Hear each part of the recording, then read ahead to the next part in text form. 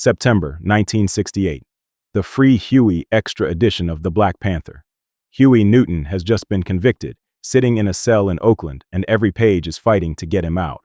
But the lead editorial isn't about the trial. It's a warning.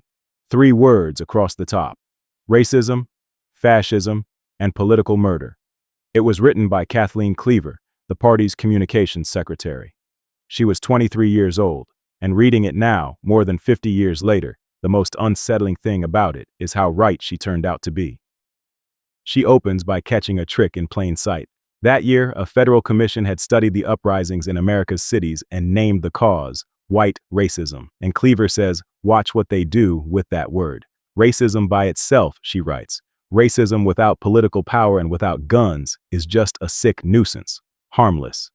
The danger is not the prejudice in someone's heart. The danger is when that prejudice picks up the power of the state.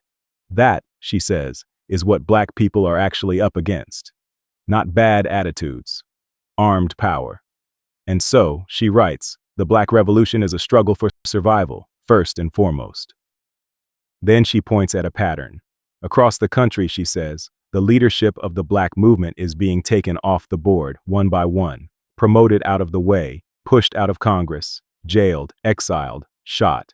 She runs through the men who set minds free and counts how many are now silenced. And the newest name on that list is sitting in a cell as she writes it, Huey Newton. To Cleaver, this is not a string of unlucky accidents. It is a policy, a calculated, systematic destruction of black leadership. And then she says, the hardest thing in the whole editorial. She reaches for the worst example in living memory, Nazi Germany, and the final solution it carried out against the Jews. She argues the same logic, removing a people by calling them a political problem, could be turned on Black America with even less difficulty. Her fear was specific. Once this country pulls out of the disaster of Vietnam, she writes, it will turn the full weight of its war machine inward. And she puts a blunt phrase on the establishment's unspoken plan: kill the Negroes. In 1968, that sounded like the rage of the powerless. She didn't think it was rage. She thought it was a forecast. Her next move is the one that ages the strangest. The high-level decisions against the black struggle, she says, are made somewhere out of sight and then handed down to local police departments to carry out, while the officials at the top hold up their hands and say there is nothing they can do about the police. She calls it what it is, a secret police state, and she catches the part most people miss. That machine does not only threaten the people it is aimed at. The whole country, she says, ends up living at the mercy of a force no one will admit they control.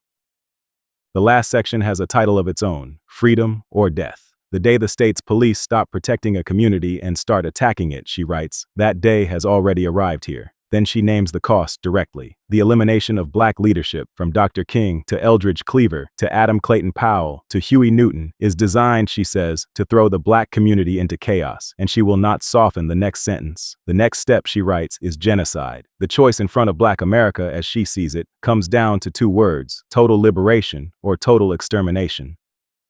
Now, it would be easy to file all of this under the fever of the era, the overheated language of a movement that believed the end was near. Except, she wrote this in September of 1968. 14 months later, Chicago police raided an apartment before dawn and killed Fred Hampton in his bed, 21 years old, asleep beside his pregnant fiancée. And years after that, the country finally got the name for the thing Cleaver was describing without being able to prove it. COINTELPRO, a secret FBI program whose own memos spelled out the goal: prevent the rise of a black messiah and destroy the Black Panther Party. The director of the FBI had already called that party the greatest threat to the internal security of the country. She wasn't paranoid, she was early. She ends on a line that isn't even hers.